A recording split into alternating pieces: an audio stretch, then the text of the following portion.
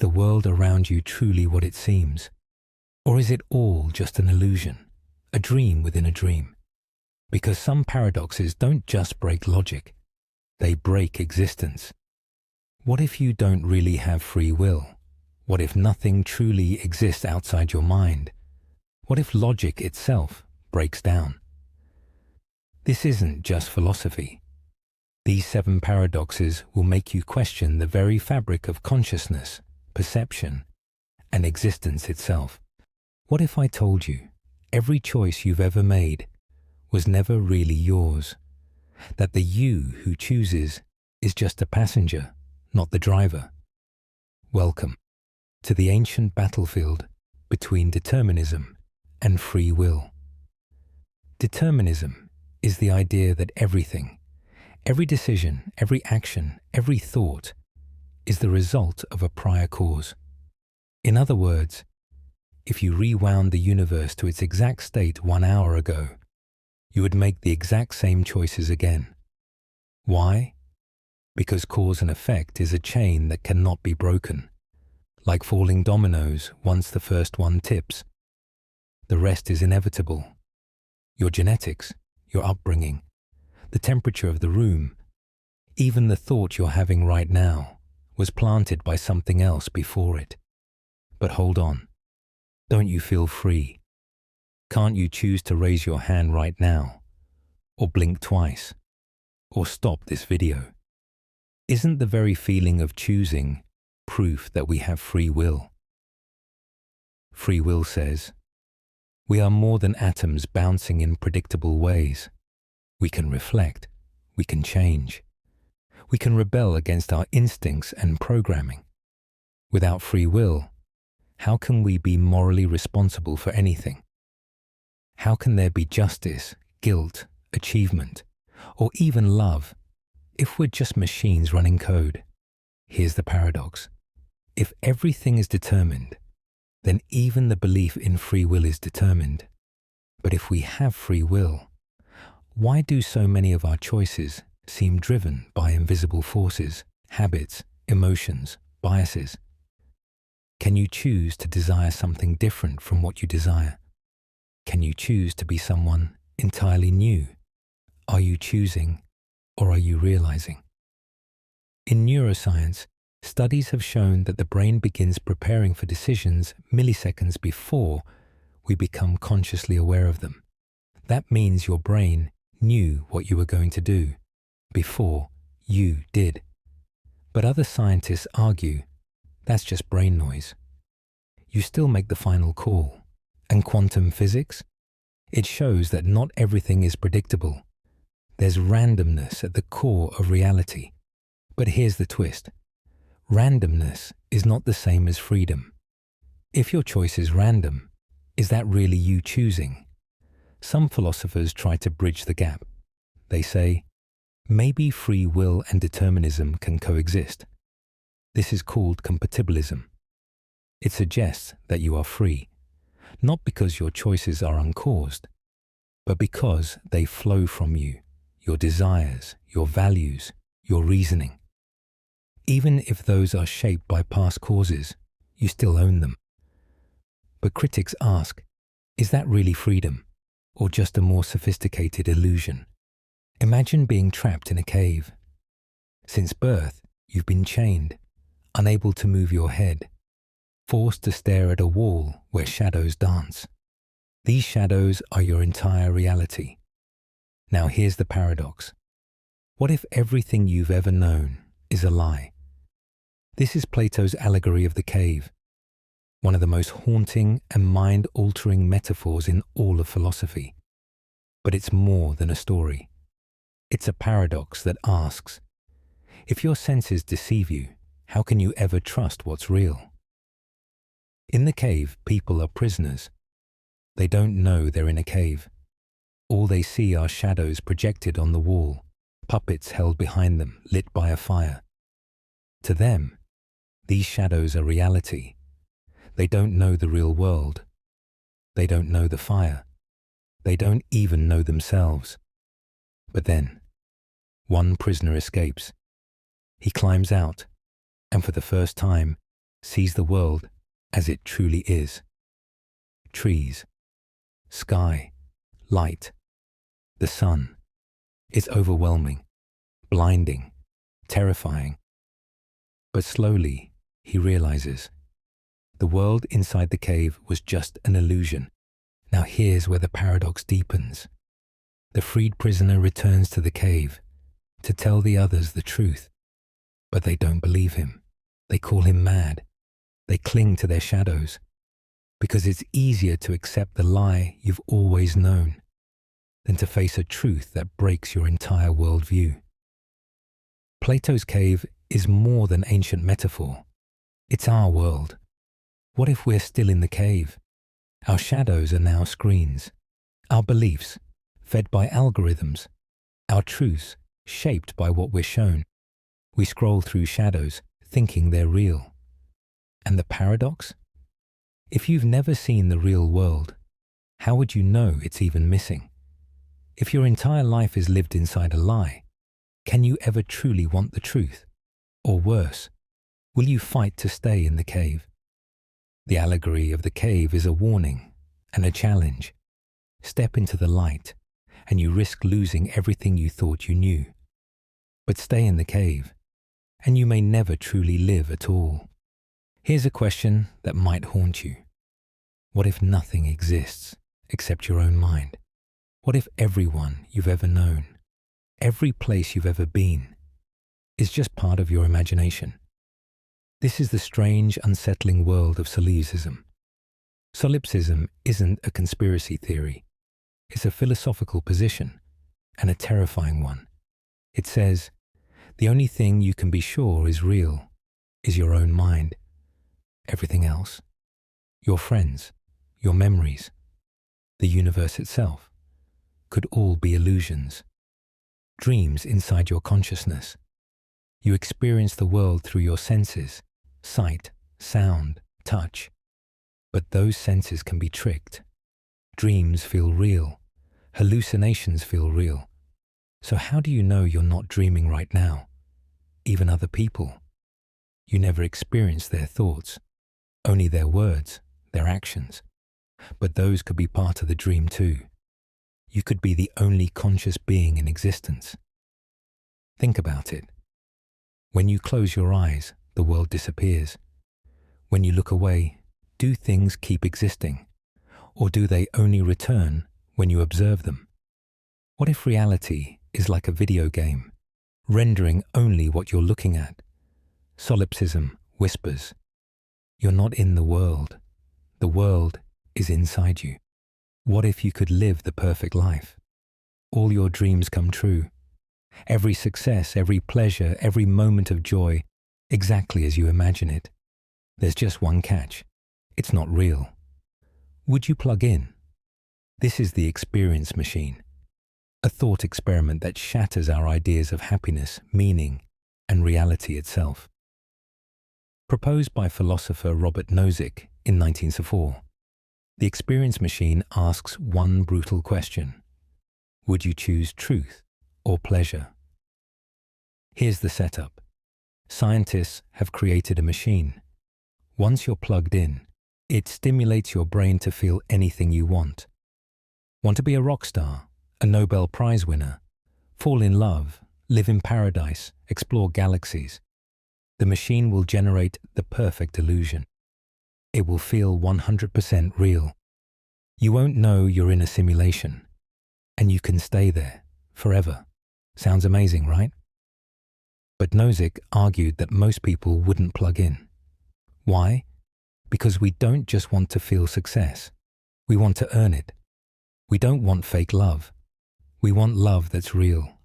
We want to actually do things, not just experience the illusion of doing them.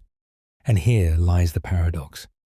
If we could live a life of constant pleasure, with no pain, no failure, no loss, but it wasn't real, would that still be a life worth living?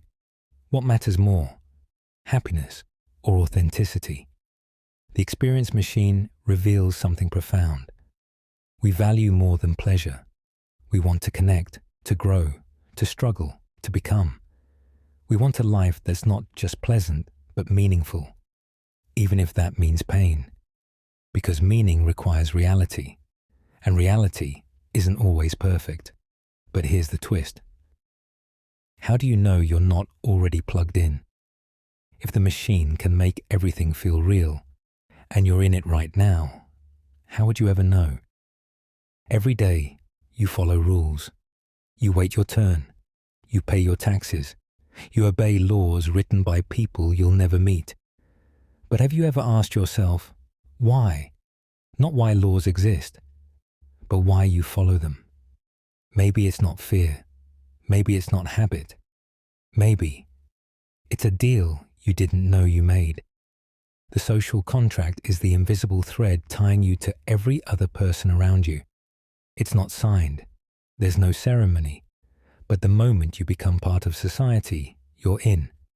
It says, you give up some freedom, and in exchange, you get safety, order, and rights. But what happens if the deal breaks?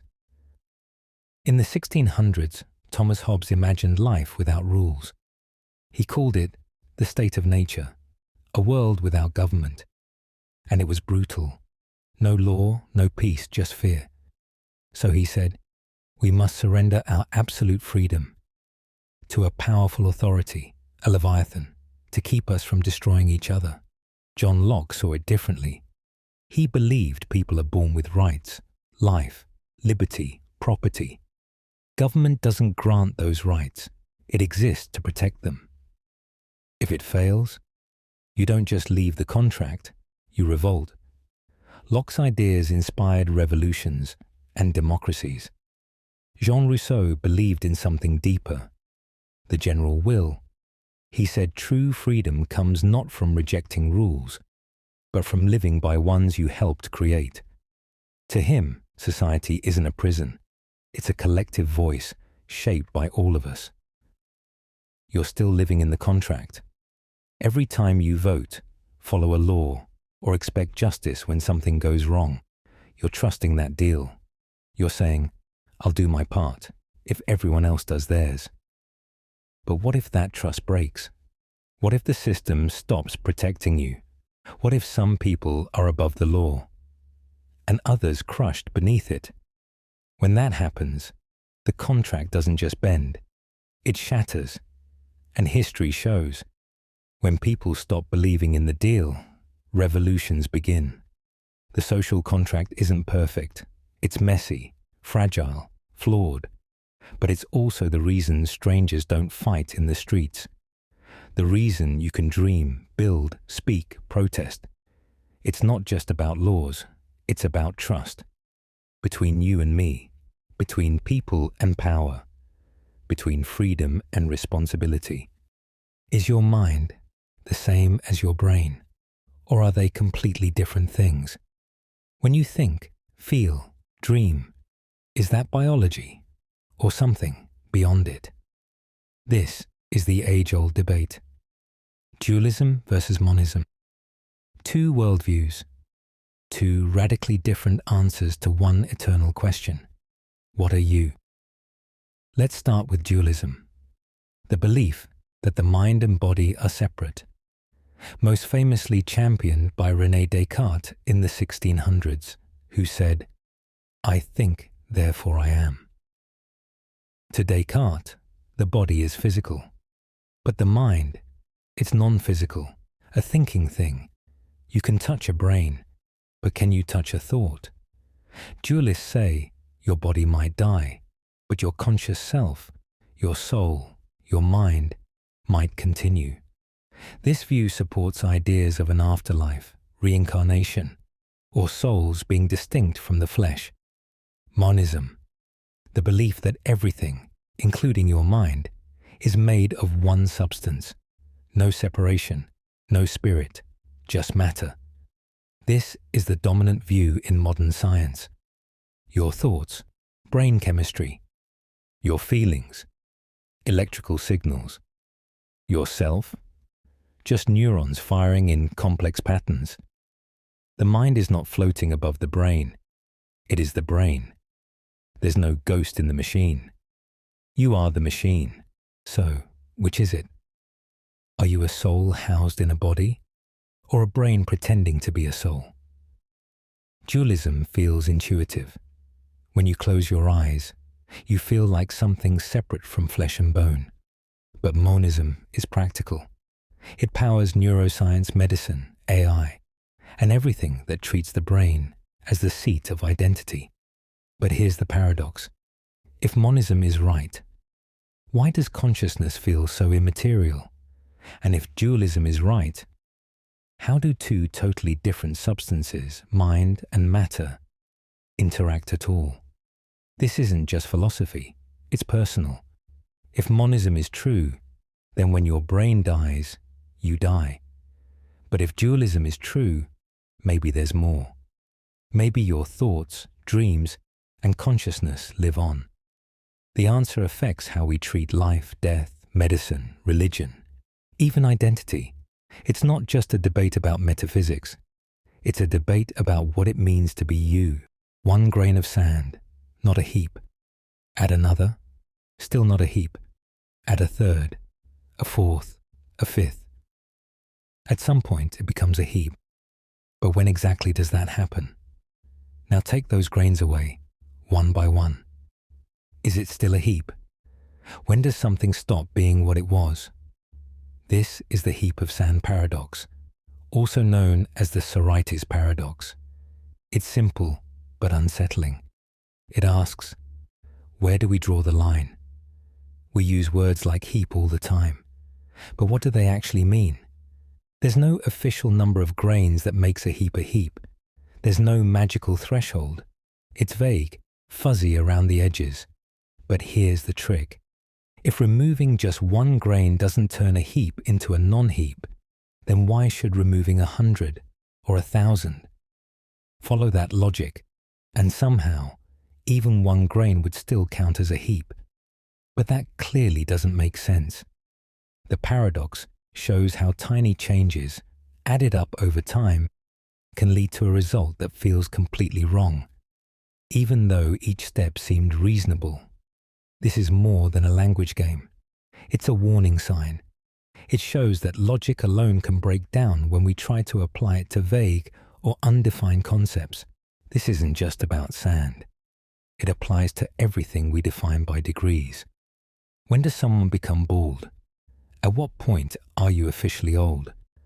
When does a machine become intelligent? When does a lie become a serious betrayal? These vague lines show up in law, ethics, politics, even technology. And how we define them matters. Philosophers and scientists have tried a few things. Some suggest fuzzy logic, treating concepts as shades of grey, not black and white. Others say we should just set arbitrary boundaries, not perfect, but clear. And some believe the problem lies in language itself, that the way we speak just isn't built to handle gradual change. So, can it be solved? That depends on whether you believe precision is possible in a messy, fluid world. These weren't just mind games. They were invitations to think deeper. So tell us, which paradox made you stop and stare into the void a little longer than usual? Drop your favorite in the comments below, and if your brain's buzzing and your curiosity's alive, like, subscribe, and hit the bell. There's a whole universe of paradoxes waiting for you. Thanks for watching, and remember, question everything, even the questions.